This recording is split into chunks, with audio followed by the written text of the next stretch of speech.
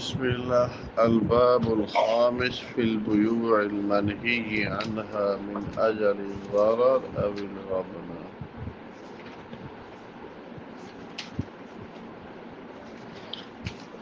منہی عنہ بیوع، وجہ کیا؟ ضرر یا غبن.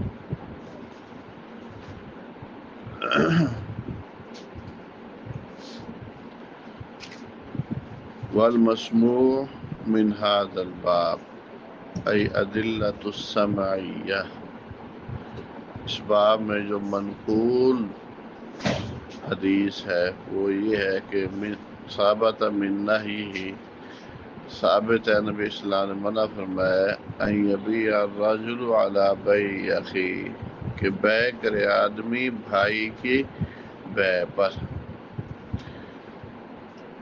تو یہ بیع الرجل علی بیع اخیہ، جب میلان ہو گیا ہے اس وقت، یا پھر یہ مدت الخیار کے اندر، مدت الخیار کے اندر کوئی آدمی مشتری کو کہتا ہے کہ آپ یہ چیز، یہ بیع فسخ کر دو، میں تمہیں سستی یا اسی قیمت میں اس سے بہتر چیز لے کر دوں گا. اس میں کیا ہے؟ ضرر علی البائع. اس میں کیا ہے؟ ضرر علی البائع. وعن ان یصوم احد علی صوم اخیہ، یہ بیع کے مقابلے میں صوم کا لفظ ہے، تو یہاں صوم کا معنی شراء ہے، ورنہ تو صوم دونوں معنی میں آ جاتا ہے نا. تو یہاں شراء کے معنی میں، اور یہ کہ خریدے کوئی ایک علی صوم اخی، بھائی کے خریدنے پر، بھائی کے خریدنے پر. یہی مثال کہ کوئی آدمی کسی بائع کو کہے کہ آپ یہ بیع فسخ کر دو، اس کو جو آپ نے اتنے میں چیز بیچی ہے تو آپ کے پاس حق خیار باقی ہے، مدت الخیار ہے، تو اس کو نہ بیچو، میں آپ کو زیادہ پیسے دوں گا، میں آپ کو زیادہ پیسے. تو اس میں کیا ہے؟ ضرر علی المشتری. اس میں کیا؟ ضرر علی المشتری. پہلے میں بائع پر ضرر اور دوسرے میں مشتری پر ضرر ہے. ہاں تو صاحب ذرا ٹھیک ہے، حق خیار تو ہے تو وہ آزادانہ استعمال کرے، لیکن یہ جا کے کہتا ہے کہ نہیں تم انج نہ کر دو، تم انج کر، یہ غلط ہے. پھر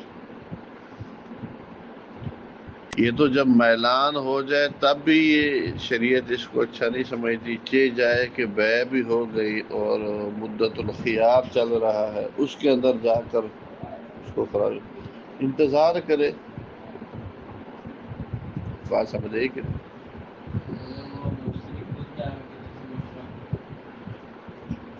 وہ مشورہ الگ بات ہے، لیکن یہ ہے کہ یہ دوسرا بندہ جا کے بائع کو ورغلاتا ہے یا مشتری کو ورغلاتا ہے.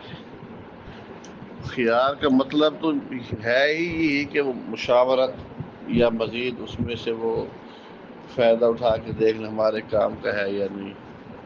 مشورہ اور ہے، یہ سودا خراب کرنا اور ہے. اور من نہی عن تلقی الرکبان، یہ تیسرا کیا ہے؟ تلقی الرکبان سے منع کیا ہے، یہ غبن. یہ کیا ہے؟ غبن. اور نہی ان یبیع حاضر لباد، یہ بھی غبن ہے. ونہیہ عن النجش، یہ بھی غبن ہے. اب ان کی تفسیر جو ہے نا، اب یہاں اس باب کے اندر ابن رشد رحمہ اللہ کریں گے. یہ جو حدیث کے اندر آئی ہیں ممانعت، کہتے ہیں وقد اختلف العلماء فی تفسیر معانی هذه الاثار اختلافا، اختلاف تو ہے، لیس بمتباعد، کچھ شدید نہیں ہے، زیادہ دور والا نہیں ہے، معمولی اختلاف ہے. امام مالک کہتے ہیں، اب پہلے حدیث مسئلے کو لیتے ہیں. نبی علیہ السلام کا فرمان لا یبیع بعضکم علی بیع بعض، یہ حدیث. اس کا مطلب ومعنی نہیہ ان یصوم احد علی صوم اخیہ، اس کا مطلب کہتے ہیں واحد ایک ہی ہے، یہ دونوں کیا ہے؟ ایک ہی ہے۔ وَهِيَ فِي الْحَالَةِ الَّتِي، اور یہ اس حالت میں ہے جب رَكَنَ الْبَائِعُ فِيهَا، کہ مائل ہو جائے بائع اس میں إِلَى الصَّائِم، خریدنے والے کی طرف، اور نہ باقی رہا ان میں کوئی بات مگر معمولی چیز، مثلا اختیار الذهب، کہ آپ دینار لوگے یا مسقال لوگے۔ اختیار الذهب دینار، یعنی بس سودا ہو گیا طے، اب یہ کرنسی کی بات رہ گئی کہ لینا کیا ہے جی، آپ دینار میں لوگے، مسقال کی شکل میں لوگے، یا درہم کی شکل کے اندر آپ لیں گے، یا اب اشتراط العیوب، بس عیب کی شرط لگانا اور عیب سے برات کی بات، اس طرح کی معمولی باتیں رہ گئی، باقی سودا ڈن ہو گیا ہے، تو اس وقت پھر بیع علی بیع اخی، صوم علی صوم اخی منع ہے۔ کہتے جیسے امام مالک نے تفسیر کی ہے، ابو حنیفہ رحمہ اللہ نے بھی یہی تفسیر کی ہے۔ سفیان ثوری کیا کہتے ہیں؟ لا یبی بعضکم علی بیع بعض، اس کا مطلب کیا ہے؟ اللہ یطرأ رجل آخر علی المتبایعین، نہ آئے ایک دوسرا آدمی متبایعین کے پاس، ٹھیک ہے نا، اور آ کر یہ کہے جی میرے پاس اس سامان سے بہتر سامان موجود ہے، اندی خیر من هذه السلع، تو مطلب یہ ہے کہ دو آدمی بیع کر رہے ہیں، ٹھیک ہے نا، چاہے رکون میلان ہوا ہے یا نہیں، وہ دونوں آپس کے اندر لگے ہو، یہ آ کے درمیان میں ٹپک پڑتا ہے اور جو ہے نا کہتا ہے کہ یار انہوں چھڑ، میں تینوں اس کو بہتر سامان دیتا ہوں۔ وَلَمْ يَهُدْ وَقْتَ رُكُونَ وَلَا غَيْرِهِ، رکون غیر رکون کے وقت کی سفیان ثوری نہیں تحدید کرتے، سمجھے کہ نہیں؟ گویا کہ قبل از رکون بھی سفیان ثوری کہتے ہیں یہ ٹھیک نہیں ہے۔ اب بات سمجھ آ رہی کہ نہیں؟ دو، تو گویا کہ امام مالک سفیان ثوری کے موقع میں فرق رکون غیر رکون، میلان عدم میلان کا ہے۔ وقال الشافعی، اس کا معنی یہ ہے اذا تم البیع باللسان، زبانی طور پر تو بیع مکمل ہوگی، ولم یفترقا، لیکن جدا نہیں ہوئے، فاتا احد، اب ایک آدمی آتا ہے، یعرض علیہ صلۃ، اسے سامان دکھاتا ہے جو اس سے کہیں بہتر ہے۔ بنیاد امام شافعی کے موقف کی اس بات پر ہے کہ ان کا نقطہ نظر کیا ہے کہ بیع لازم ہو جاتی ہے افتراق کے ساتھ، بات سمجھ رہی کہ نہیں؟ تو محض سودا ڈن ہونے سے بیع کامل نہیں ہوتی، بیع کامل کب ہوتی ہے؟ افتراق کے ساتھ، تو بیع سودا تو ہو گیا ہے، ٹھیک ہے، لیکن بس افتراق ابھی باقی تھا، تفرق، ابدان کلام والا، اچھا، تو کہتے ہیں فہو و مالک، تو امام شافعی اور امام مالک دونوں کا اتفاق اس پر ہے، اس بات پر تو متفق ہے کہ نہ ہی یہ شامل ہے لزوم بیع کی قریب ترین حالت کو، ٹھیک ہے نا، مالک شافعی گویا کہ اس پر تو اتفاق ہے، گویا کہ بیع کا اینڈ ہو تو اس وقت تیسرے آدمی کو لوچ تلنا نہیں چاہیے،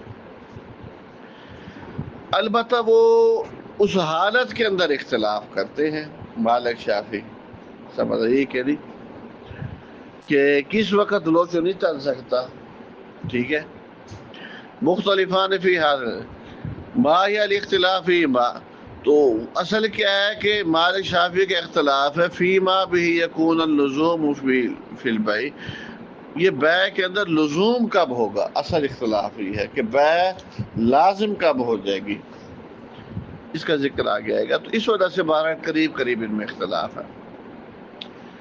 فقہاء امصار کیا کہتے ہیں؟ ان ھذا البیع یکرہ، بیع مکروہ ہے، وَإِنْ وَقَعَ، اگر ہو گئی تو مذاب ہو جائے گی، کیوں؟ اس لیے کہ یہ صوم علی بیع ہے، لم یتم، جو مکمل نہیں ہوا۔ یعنی کراہت کی وجہ یہی ہے صوم علی بیع لم یتم، لیکن ہو جائے گی بہرحال بیع۔ داؤد و صحابہ کیا کہتے ہیں، ان واقع اگر یہ بیع ہو گئی ہے، فوسخا فی ای حالت واقع، وہ کہتا پھر فسخ ہوگی جس حال میں بھی ہو گئی ہے۔ سمجھ کیوں؟ دلیل عموم سے جی منع ہے تو منع کا مطلب پھر منع، سمجھ رہی کہ نہیں؟ تو گویا کہ وہ صبح والی بات ہے، جہاں بھی نفی ہے اس نفی سے مراد کیا لیتے ہیں؟ نفی الصحہ لیتے ہیں، بات سمجھ رہی کہ امام مالک سے مروی ہے اور بعض اصحاب سے اس کا فسخ بھی، وہ کہتے فسخ ہوگی جب تک کہ فوت نہ ہو جائے، ببی فوت نہ ہو۔ ببی کے فوت ہونے کا مطلب یہ ہے کہ مثال کے طور پر مشتری نے وہ چیز آگے بیچ دی یا ہدیہ کر دی، سمجھ رہی کہ نہیں؟ تو پھر یہ کیا ہو، یہ ہے مبی کا فوت ہونا، سمجھ رہی کہ نہیں؟ یعنی جس تیسرے نے لوچ تلا ہے، جس تیسرے نے آ کے لوچ تلا ہے، تو لوچ تلنے کے بعد اس نے آگے فوراً پھر بیچ بھی دی یا کسی کو ہیبہ بھی کر دی ہے، ٹھیک ہے نا؟ تو اب تو جو ہونا تھا وہ ہو گیا، اب مبی فوت ہو گئی، اب وہ فسخ نہ کی جائے کہ اس سے واپس لی جائے اس کے پاس، پھر یہ لے اور پھر پیچھے واپس کرے، اب رہنے دو۔ ہاں جب تک اس لوچ تلنے والے کے پاس تھی اس وقت تھا چل واپس کر، سمجھ آیا کہ نہیں؟ معلوم یہ فوت جب تک کہ فوت نہ ہو۔ ابن الماشون نے اس کا بیع میں تو انکار کیا ہے، وہ کہتے نہیں بیع میں یہ فوت والی شرط لگانی یہ ٹھیک نہیں ہے، چیز واپس ہوگی، چاہے اس نے آگے جس کو تحفہ کر بھی دی ہے پھر بھی چیز واپس ہوگی۔ لیکن وہ کہتے امام مالک نے یہ بات نکاح کے باب میں کی تھی، اور کتاب النکاح میں پچھلے سال آپ نے پڑھا ہوگا، سمجھے کہ نہیں، کہ خطبہ علی خطبہ ہو گیا، اب ہو جانے کے بعد اگلے آدمی رخصتی بھی ہو گئی اور لیلۃ القدر بھی گزر گئی ہے، سمجھے کہ نہیں؟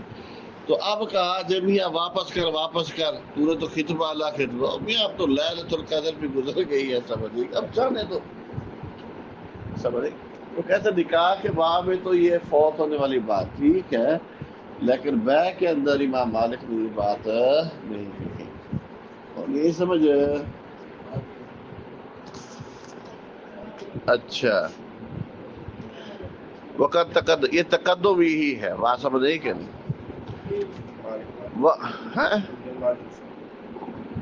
ہاں کہ نکاح کے باب میں تو بات تھی کہ بھئی جب فریق ثالث کے بعد چلی گئی اور ہو گیا ہے تو اب کہو جی خطبہ علی خطبہ اس نے کیا تھا، وہ نکاح نہیں ہے، لہذا یہ واپس کرے، گھوڑ کرنا واپس کرنے، لیلۃ القدر خیر من الف شہر، سمجھے کہ نہیں؟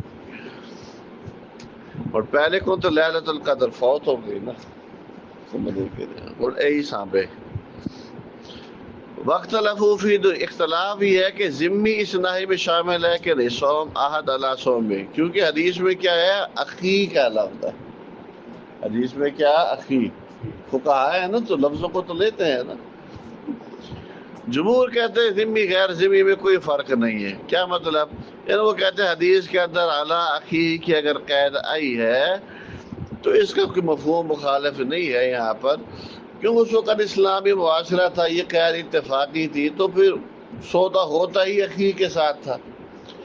پھر اخوت کا لفظ کیوں بولا گیا ہے؟ یہ ترغیب دلانے کے لیے، اور شرم کر تیرا پرا ہے ان کرن دے سودا، سمجھ رہی کہ نہیں؟ پھر ترغیب دلانے کے لیے کہ تو لوچ نہ تل، اس لیے شریعت نے اخی کا لفظ بولا ہے، ورنہ یہ احتراز کے لیے نہیں ہے کہ آپ کو جی ذمی یہ چول مار سکتا ہے، مسلم نہیں مار سکتا، کیونکہ چول ہے دونوں واسطے ہے، چول ہے، سمجھ رہی کہ نہیں؟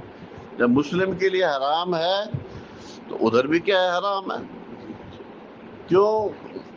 علت کیا ہے؟ ضرر، تو ضرر مسلم سودا کرے اس میں بھی ضرر موجود ہے، ذمی کرتا ہے تو مولے ابو ہریرہ ضرر وہاں بھی موجود ہے۔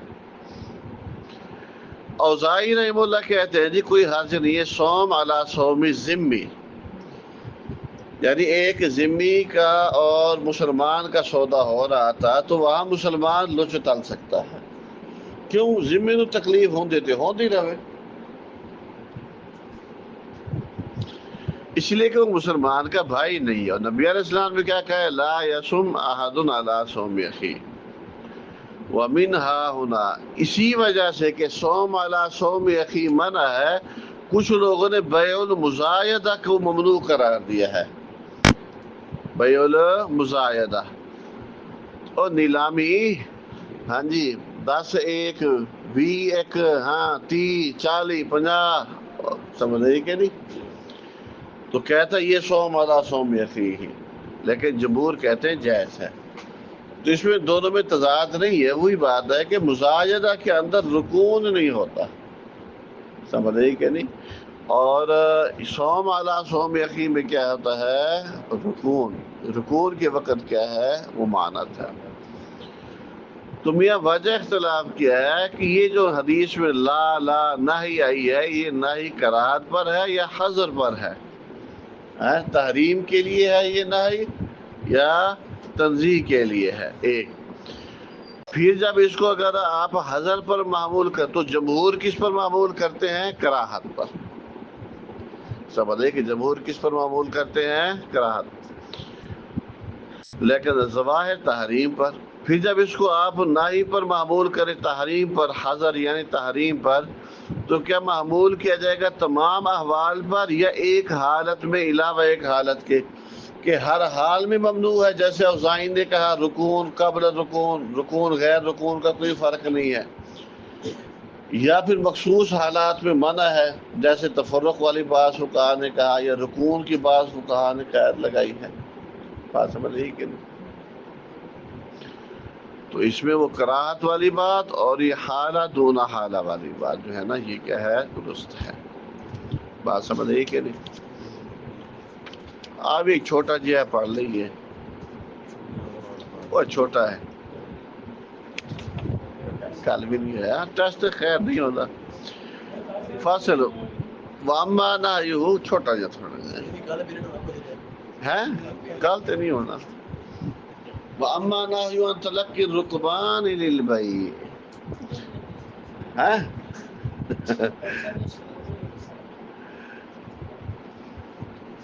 وہ واپس آواں گے تسی کہنے پاس انہاں پھر آپ دو پڑھنے نے۔